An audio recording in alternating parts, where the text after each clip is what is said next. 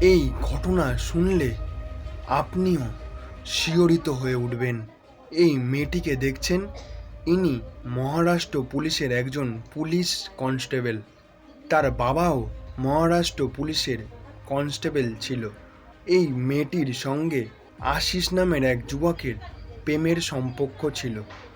তাদের এই সম্পর্ক তার বাবা মেনে নেয়নি। এই কারণে এই মেয়েটি তার বাবার খাবারে বিষ মেশায় এবং তার বাবা সেই খাবার খাওয়ার পর অন ডিউটি অবস্থায় তার মৃত্যু ঘটে এবং পুলিশ অসুস্থতার কারণে মৃত্যু ভেবে সেই কেস সেখানেই সমাপ্ত করে দেয়। তার কিছুদিন পর সেই মেয়েটি আশিস নামের সেই যুবকের সাথে বিয়ে করে এবং বিয়ে করার কিছুদিন পর তাদের মধ্যে প্রচণ্ড অশান্তি শুরু হয়।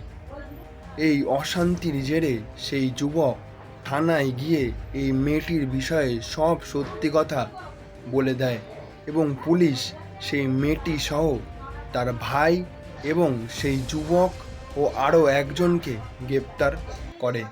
এই বিষয়ে আপনাদের কি মতামত অবশ্যই কমেন্ট করে জানাবেন।